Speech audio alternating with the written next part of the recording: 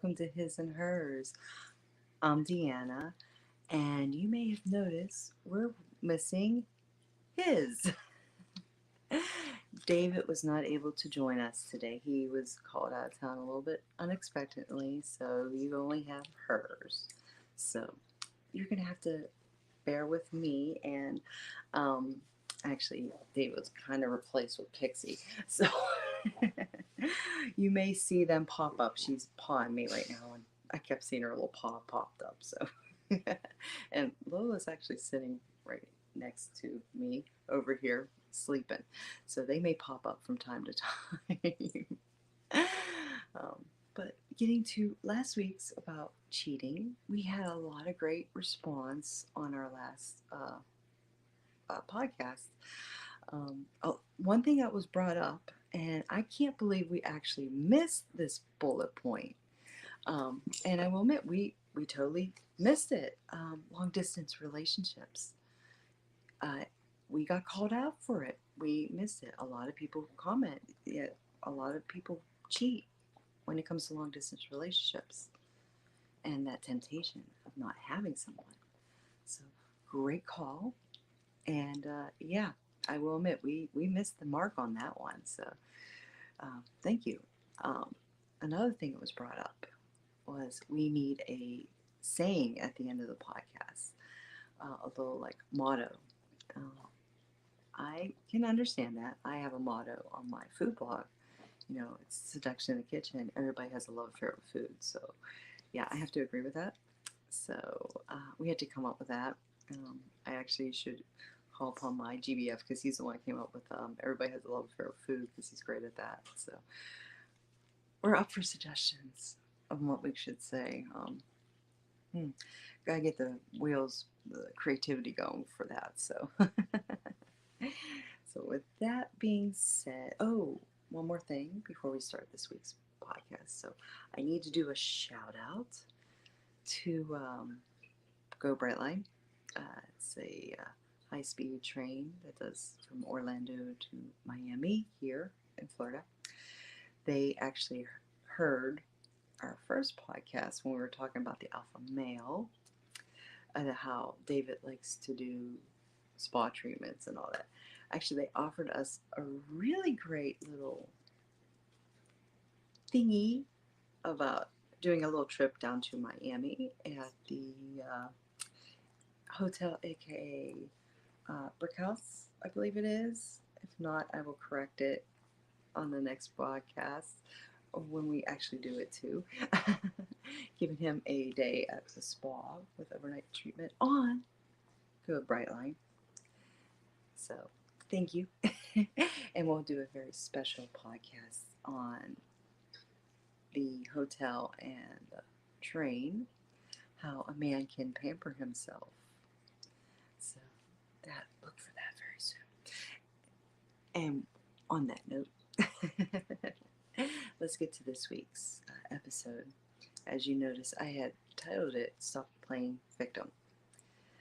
The original episode, me and David had planned. I actually really need him here, so I had to carry it this week's by myself. I thought, let me do a subject I think I can do by myself. And I had talked to David previously a while ago about, hey, this sounds like it would be a good podcast. And more I've thought about it, I really think this is a subject I can talk about by myself, since I don't have his commentary to bounce off of. Just Pixie and Lola's, and they don't offer much feedback other than, as you see, they're just laying here.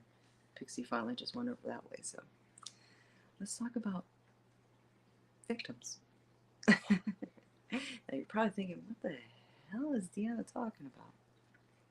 Because when you think of the word victim, you think someone's been in a crime, right? At least that's what I think of when somebody goes, oh, she's a victim. Wow, what crime were they in? Were they robbed? Were the police involved? Like, that's the first thing that comes to mind, right? No, that's not what I'm talking about. Anymore with the way things are, everybody tends to be a victim. Everybody's a victim, or a victim of something. With nobody takes accountability for anything. Everything is somebody else's fault.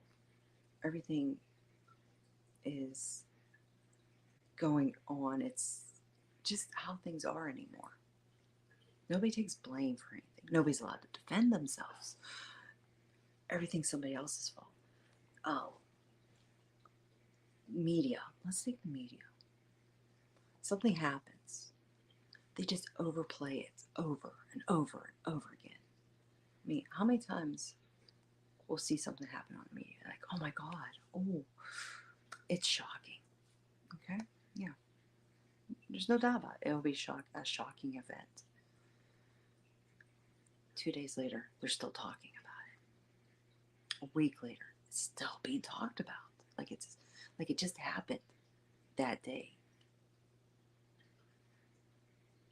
3 weeks later, they're still talking about it. It gets overplayed so much. They're like, it's a month later. We're still talking about this? Didn't that happen like a month ago? They overplay stuff so much. They sensationalize it so much. And it's just shoved down our throats that they play like it's this huge event. It was at that moment. But now it's old. But they got to keep playing it over and over and over again because they got to keep reminding us and reminding us and reminding us until the next big thing happens. And it's not just like the news, it's anything that somebody decides is important. Let's take, all right, woke, being woke. Everybody knows about, like in the movies and, television and all that. Everything is woke now. We have to have a balance, Everything has to be ethnically diverse. You have to have, the gay, the lesbian, transgender. Everything is just so politically correct. There is no like actual entertainment. It has to be politically correct. And it's like, okay, now the script makes no sense. It took away from like maybe if it's based on a book, let's say, and it makes no sense because it's no longer based on that book because Superman wasn't transgender, for example. I'm just using that as an example. You're like, huh? That's not what the comic book was. This makes no sense. Who's the victim? The comic book or us as the audience? We're now victims of everything. We lost the entertainment value of enjoying something that we actually liked. Or is it the transgender? They're also the victims too, because you're trying to portray this culture, but you're doing it in the wrong way. Don't use something that is not. Do it in a way that is more benefit to them, not use Superman. You know what I mean? I mean, you don't force things. David always uses an example of John and Freddie Mercury. He always, Elton John, he was gay. He was flamboyant on stage, Freddie Mercury, flamboyant on stage. They were obviously gay. Nobody cared. They were entertaining. It was great. It was awesome. I always say, look at Liberace. The man was obviously gay, but nobody cared. Nobody cared. It wasn't shoved down people's throats like it is now. And that's why the entertainment value of the movies is just like, Disney, their last couple movies have not been doing well because they've made the movie so woke that it actually lost its entertainment values. So again, who's the victim here? us as an audience because we're being forced to watch this stuff? Or is it Disney because they're losing money because they were trying to force this entertainment on us because they're trying to push this agenda? Who's the victim? The answer, we all are a victim because we're being forced into things.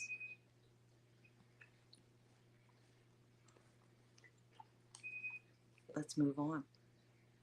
Let's move on to education. You know, there's a meme that goes around. It's from like the 60s.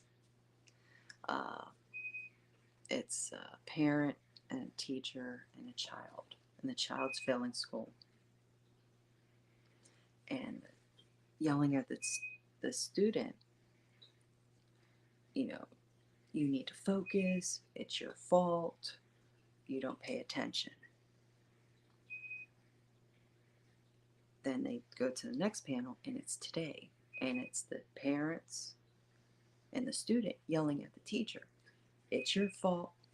You don't focus.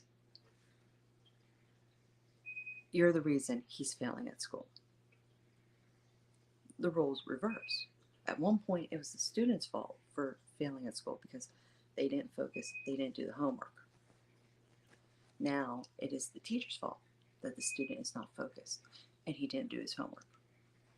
We like to place blame everywhere but at ourselves. We like to, is basically how I always interpret that little comic. Everybody likes to blame everybody else but themselves. The parents then blame the student because the kid wasn't focused. Now they're blaming the teacher. So who's the victim? Is it the student because he doesn't do his homework? Or is it the parents because they don't force the kid to do the homework? Or is it the teacher because he can't go home with the kid to make them do the homework? Well, let's look at this another way. A coworker of mine was telling me the other day that she got this letter sent home that her daughter gave her, that she has to buy reams of paper for the teacher because the teacher has been buying reams of paper because the school district isn't giving them reams of paper anymore. And in order for her to print off class assignments, she has to go and buy her own paper. And it was asking them to buy reams of paper so that she can print off these homework assignments. You know, when I was a kid, my parents never got letters like this. I remember, and trust me, we grew up on a budget. I was a latchkey kid, so trust me, money was tight. And I know my parents did not get letters like this. They bought us our pens, our pencils, backpack, Trapper Keeper, if you remember Trapper Keepers. And that was it. We didn't buy supplies for the teacher to give out to other students so that they can do their work. That never existed. But anymore, I'm hearing more and more of my friends, like how they get these letters out. They have to buy supplies so the teachers can hand out for the students to do work. So teachers always claim they don't have supplies, so they have to buy it out of their own. They have to buy the supplies because the school district doesn't give them the supplies. If you ask the school district, why don't you give them the supplies? Well, budget cuts. Well, why do you have budget cuts? Well, state funding. We'll say, why? State funding. They're not getting the money because of the economy. It's one big blame game again. Everybody's blaming everybody else. Therefore, everybody's now a victim. We're all victims. State because of the economy because of the government. It's just one big vicious cycle again. Everybody's blaming everybody else. We're all victims. But nobody takes responsibility. Nobody. It's just like every day. How many times have we all heard, oh my God, groceries are so high? You know, it's this economy, it's this, it's the presidency, it's this, it's that. Everybody's blaming everybody else. We're all victims. We're all victims. We just like to blame everything. Everybody blames everything.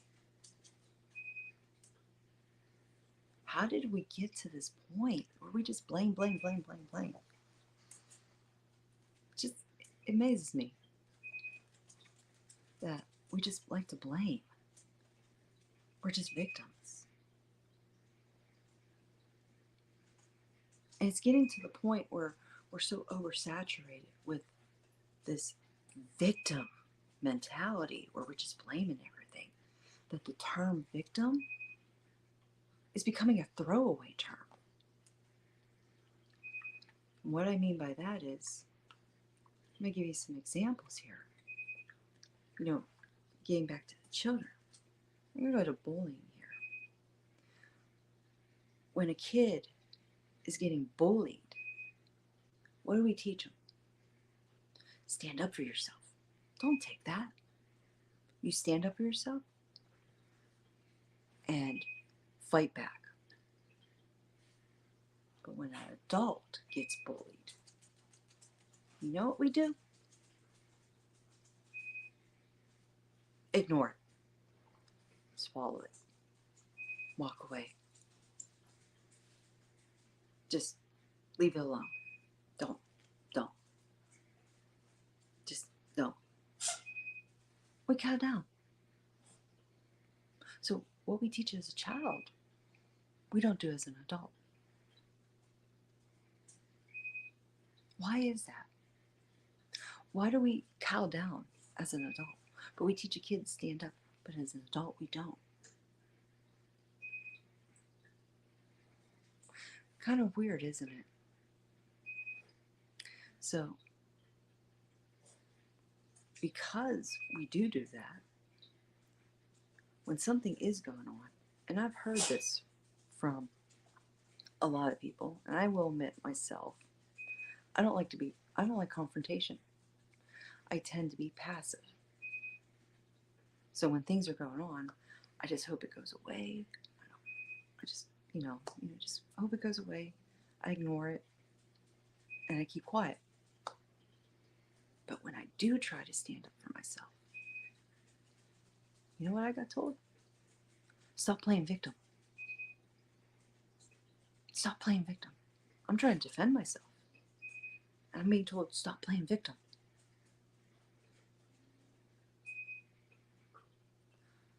I actually got told this a few times. And actually, because I'm not afraid to admit this, but I was going through a bout of depression. I saw a therapist, and I asked her, do I have victim mentality? Because I had been told, stop playing victim.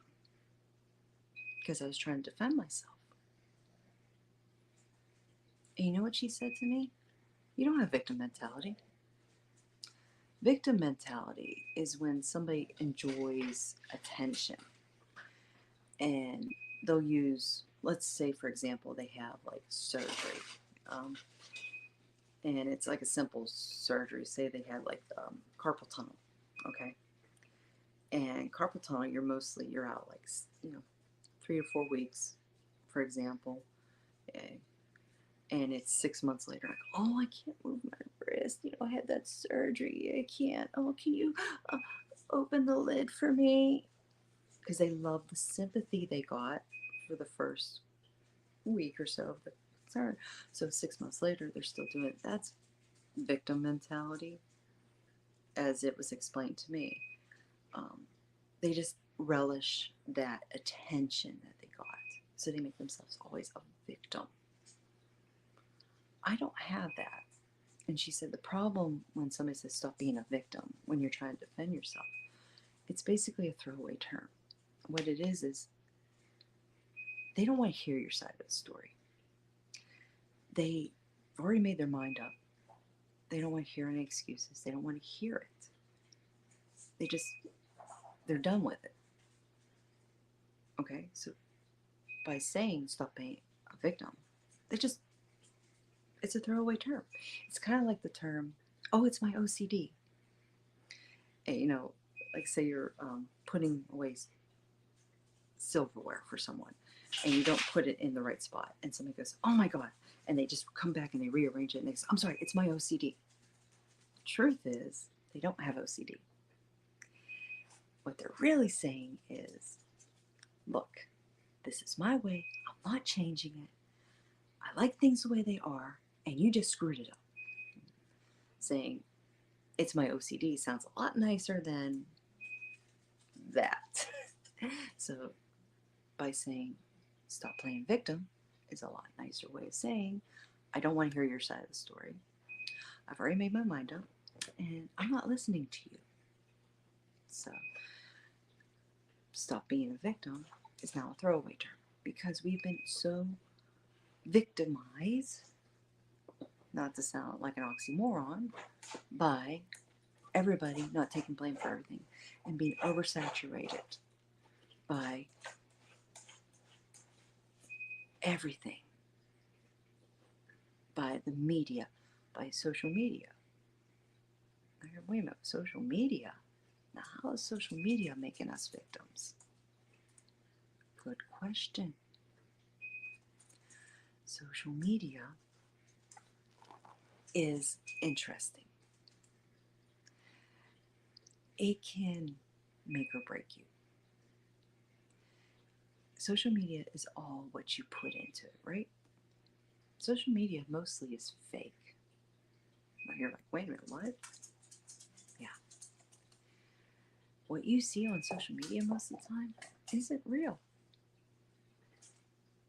People put on social media what they want you to see. You think everybody has the perfect life, like, oh, I'm in Bahamas, oh, I'm in... 99% of the pictures on there have filters. Even the people that say, oh, I never use a filter, they use filters. One thing I've learned, and you can correct me if I'm wrong, but I've noticed like on Facebook groups, people that like, first people that cry the loudest, yell, oh my God, people that use filters, oh my God, they look so fake because they use so many fake filters. Look at their Facebook photo and tell me if they're not using a filter, because most likely they are. Even if it's just a little, devil ears or a heart or what, that's a filter. No, it's not. It's just a little heart. It's a filter. Hello, it's a filter. Anything you apply is a filter. Is technically the definition. But anyway, and with AI now, I showed somebody AI. You can't even tell a real image from a fake image anymore. The AI is so good. There is so much fakeness on Facebook that it's unreal. And Facebook is a good ground for gossip. How many times somebody has posted something like a picture and it gets misunderstood? Yeah, I have seen where people have put this little innocent little photo up, and next thing you know, people are like, oh my God, I heard you were in Tahiti. Like, when did I go to Tahiti? Well, you posted a picture of you in Tahiti. No, I didn't. I posted a picture of me sitting on my back porch, and I have a palm tree in my backyard. Again, you're a victim of social media gossip. Oh, it's amazing. And then when you try to trace the source of how this all started, it's all because somebody was bored and saw a picture and decided to just start some crap. It's amazing. We're all victims of something. So it stands to question, if we're all victims, who's the bully? That's an easy answer there. We all are. We're both a victim and we're both the bully because we're guilty of both. Because we're the first to pick on something. We're the first to nitpick. We're the first to criticize. We're the first to do whatever. But we're also the first to not allow somebody to defend themselves. We're the first to cow down. We're the first not to help. again with social media, something's going on. Like, say somebody falls down a flight of steps. You pick up the camera and you're filming it because you want to put it on TikTok. Shouldn't you be helping the person? That's the society we are living in now. So who's the victim there? Because we want to put a nice little video up on TikTok because we're going to get a lot of likes and laughs. Or is it the person that actually just fell down and got hurt and nobody bothered to help them get up? It's actually both, because we created a society where this is now the new normal and we accepted it. That's the problem. We're all victims because we create this and we accept it. Nobody stands up. Nobody's allowed to defend themselves. We have to label everything.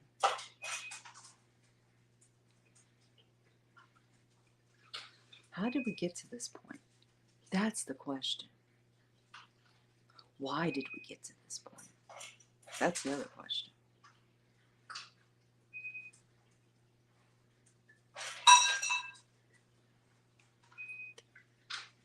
You know, technology is great. Everybody says, oh, it's technology. Is it? Oh, it's because, the complacency. It's the younger generation. Not just the younger generation. We're guilty of it ourselves. We're the older generation. We do it too. We all do. I mean, come on. How many times we sat there and we're complaining about groceries being so high? And that's the first thing we do. Oh my God, groceries are so high. But you're still going out and getting the groceries. So guess what? They're going to stay high. Oh, somebody should just boycott it. Really? We're all victims. So at what point do we stop playing victim? We don't. That's the problem. We don't stop playing victim. And we probably never will stop playing victim. But what we can do is stop overplaying the word victim. Because, like I said, it's now become a catchphrase where we're really not victims. We're just makers of our own world that we became in. Because victim is somebody of a crime. And if somebody tries to defend themselves, we shouldn't call them, say, stop playing victim. We should hear them out. And instead of blaming a teacher because a child didn't do his homework, maybe we should look at the situation and say, why didn't you do your homework? Well, because I wanted to play my video game.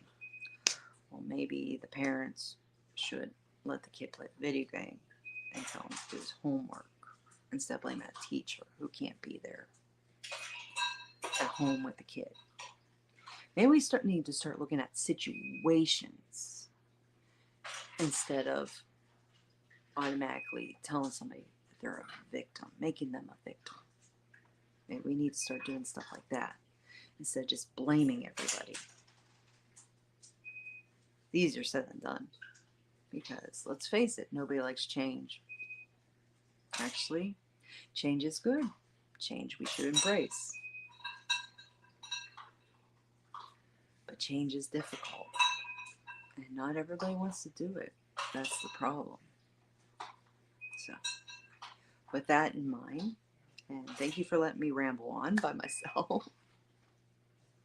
So what's your thoughts? Should we stop playing victim and start taking some accountability on things and start opening our minds and start looking at situations and start listening and observing? Or should we just stay in this constant circle of just blaming everybody else and stay in our little boxes? I don't know. Personally, I like to open my mind and observe. I think that's the better option because I personally don't like being told stop playing victim. I don't like being forced into things. I like to be a fighter. That's just my opinion. What's yours? Are you tired of playing victim? What's your thoughts?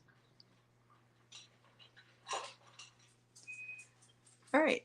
So hopefully I didn't bore you too much. And hopefully David is back next week. He will be. So with that in mind, thank you again for watching his and hers, and we will see you